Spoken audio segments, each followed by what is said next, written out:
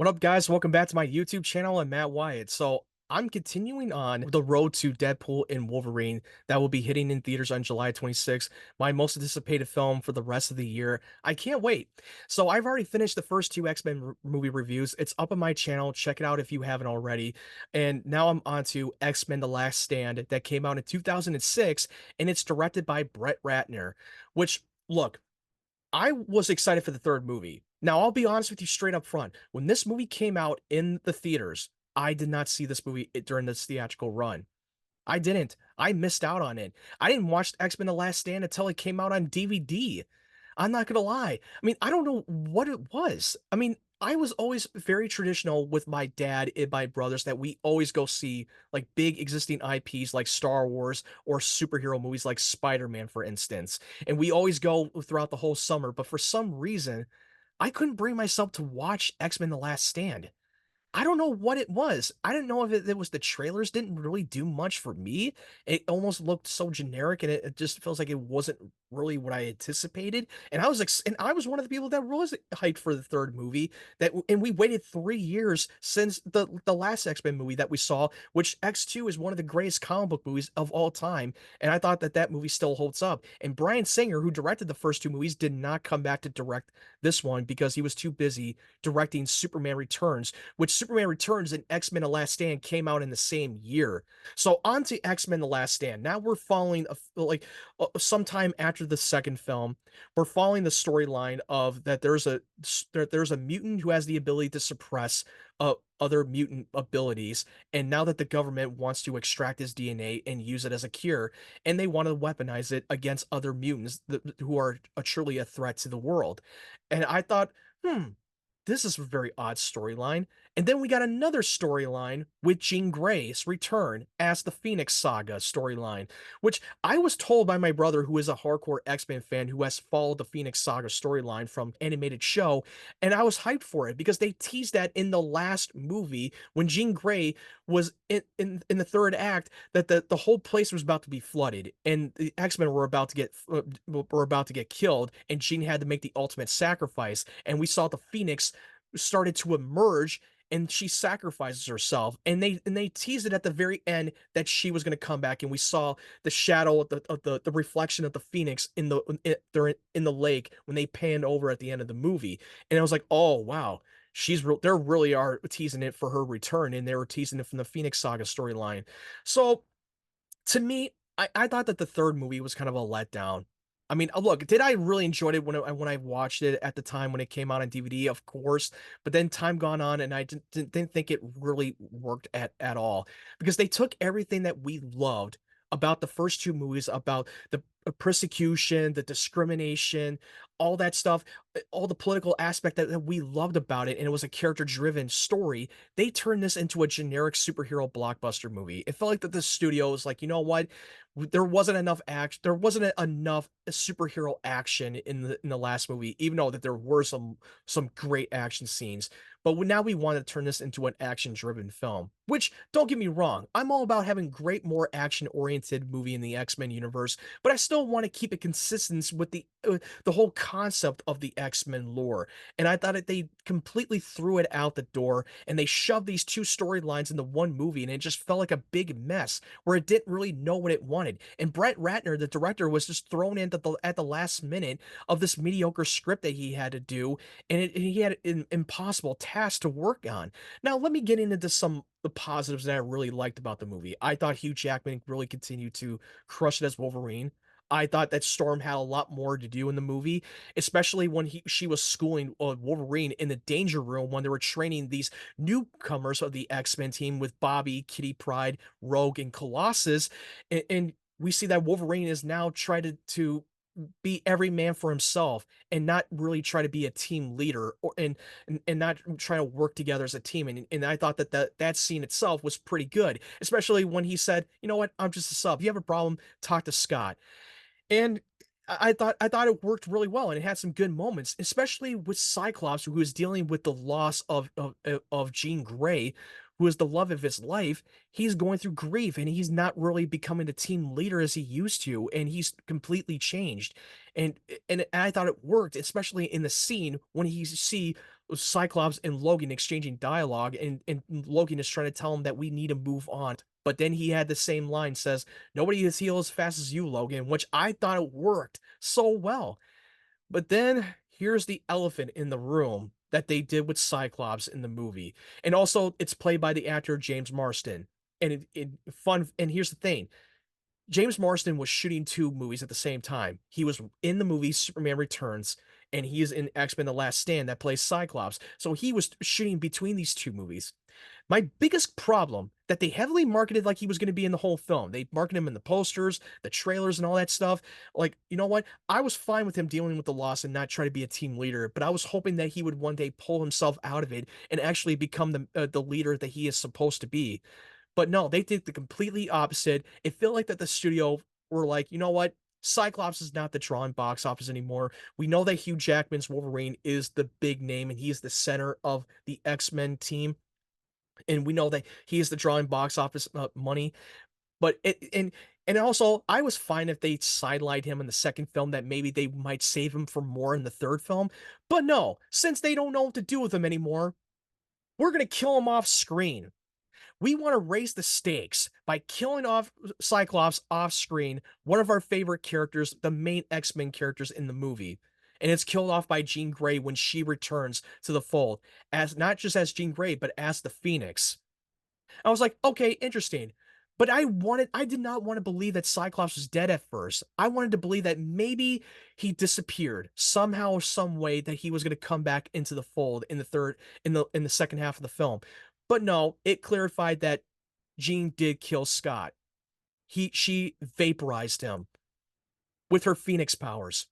The creature that lives inside her, that is completely a different person, a creature that is full of passion and full of rage. And yeah, and also Professor X knew all about it, and he tries to cage the beast to keep it from emerging and keep the Jean Grey that they know. He's been doing it all these years, and now it's starting to claw its way out, which it was interesting. I like that. But also, they did another stupid thing they did, for this movie, how they handled Charles Xavier. They also killed him off too. They completely vaporized him. I was like, what? That was the stupidest thing that they ever done. I get that they want to raise the stakes for our characters, that they're in real danger and that no one is safe. I get that, but come on. Did you really have to do that? Really? I understand that you wanted this to be impactful, but they just did not do it well. They did it in the most stupidest way as possible. Ugh. And look, I love Ian McKellen's Magneto. I really do. And his mission is to take down the source of the cure, who is the one who has been given extracting DNA from the government, and they want to weaponize against the mutants. And he knows that will be a threat to the Brotherhood of Mutants. And I thought it was interesting. He had a great idea, but I thought that the execution of how they handle Magneto was so dumb and so out of character.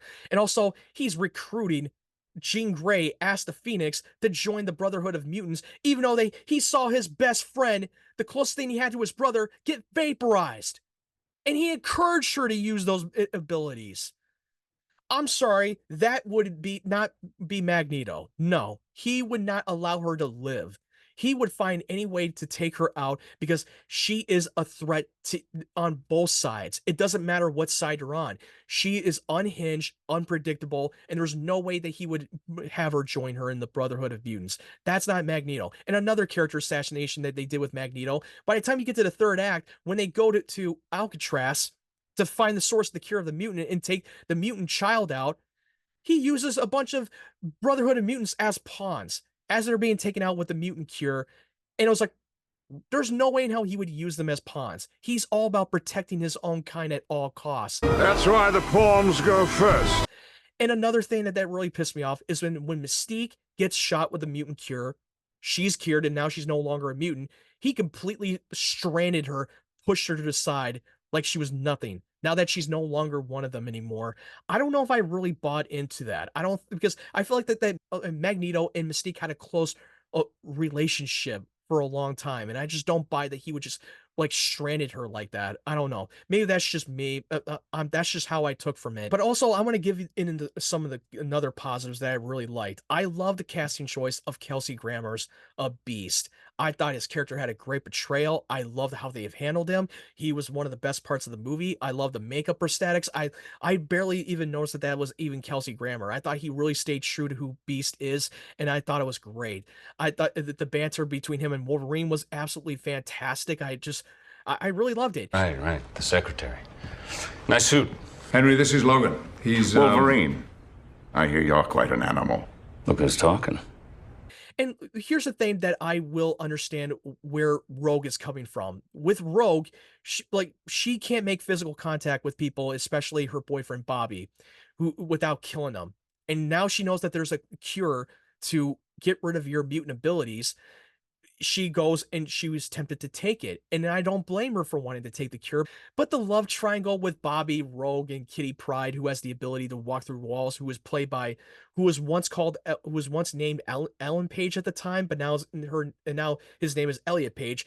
I thought he did a great job portraying that character. But to be honest with you, the love triangle with the three of them didn't really go anywhere. It just felt like a complete teen angsty romance soap opera that we didn't need to have in the movie. Now, I really like Bobby Drake in this movie this time around even more because he got a lot more to do. He is now officially part of the X-Men, and the fight showdown between him and Pyro was one of the best parts of the movie, that he finally stood up and actually take a stand. And I thought that that fight was actually pretty good. Even though I was not a big fan of how they handled Pyro, he's just another twirly mustache villain who is all about destruction and wreaking havoc, which he was just another punk henchman character, which, don't get me wrong, I love Pyro in the last movie, but I just didn't like how they've handled him. In the Brotherhood of Mutants, they were just a generic henchman that were not as likable, and you couldn't connect with them. Like, I wish they would have had us connected with the Brotherhood of Mutants and why we should take their side, even though that they are very misguided and that we don't agree with it, but we get where they're coming from and they can be relatable. But instead, they're just a bunch of throwaway henchmen and they're unlikable, and you don't give a crap about them. You side with the X-Men a lot more. And they introduce another character addition to the movie, Angel, who is Warren, who has a mutant ability to have angel wings. He was one of the popular X-Men characters in comic books and animation, and it's played by Ben Foster. And this is before Ben Foster became a well-established actor in Hollywood. I mean, even though he was really good in the movie, but the relationship between him and his father, who was the one who was responsible for making the cure, I feel like the relationship went nowhere, and you didn't give a lot for him to do. You heavily marketed him from posters and promos like he was gonna have a bigger pivotal role in this movie, where really he was just there. And that was a little disappointing. Overall, this was one of the biggest weakest of the 3 X-Men movies. It felt like it took everything that we loved and it kinda threw it out the door. Now look, it's not one of the worst X-Men movies I've ever seen. There are some redeemable qualities like performances and some good action set pieces, and Hugh Jackman continues to be incredible as always, even though he was given a weak material. One of the things I really did like was the Golden Gate Bridge when Magneto lifted off the Golden Gate Bridge. Visually, it looked incredible. I'm not gonna lie. It was really good, and it really delivered. And another one, when Wolverine is gonna have to be the one to take out Jean Grey, and the Phoenix, because he's the only one who can, because he can't be, like, vaporized because he has the healing factor, and he's the only one who can be able to take her out. And I thought that that was the most hardest decision that he ever had to make because he is in love with Jean Grey, it's much harder for him to wanted to do what he had needed to do. And Jean Grey begged him to do it in the first place, but he refused to. That he thinks that there might be another way to save her, but at this point they really couldn't. And one thing that really pissed me off that I forgot to mention is that they never even mentioned Nightcrawler in this movie. He played a major role in X2, and yet they've written him out of the movie like he was never even there in the first place. Now, I don't know if it was the reason why they didn't bring him back. Maybe it's because that the actor refused to want to come back because maybe the script was not that good and he probably read it and he refused to return. Maybe that's true. I don't know. I can't confirm it. So take that with a giant grain of salt. And they had a post-credit scene at the end of the film, which I keep forgetting that this was a post-credit scene because I could have sworn that that scene was in the deleted scenes in the DVD bonus features, where we see Charles Xavier finally coming back. Because he'd mentioned early on in the film when he was doing his classwork with his students, given a lecture, that what if we could transfer the consciousness into the man's body who has a terminally ill cancered man? and they showed it at the end of the post-credit scene, which you will be able to see it on Disney Plus. If you fast forward it or skip through it, you see him with Maura McTaggart near the hospital bed. He was like, "Hello, Maura," and she calls out his name, Charles. Hello, Moira.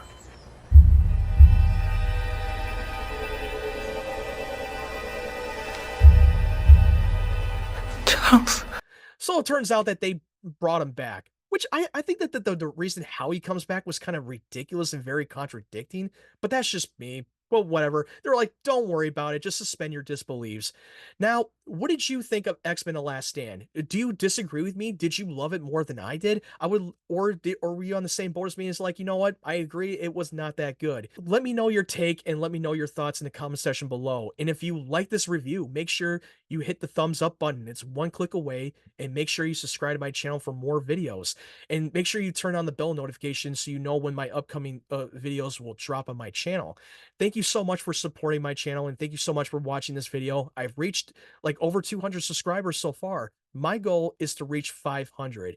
I know it's a lot to ask, but I would really appreciate you guys supporting my channel. It really will mean a lot to me. I hope you guys have a great day, great evening, wherever you're from, and I hope you guys stay safe and take care.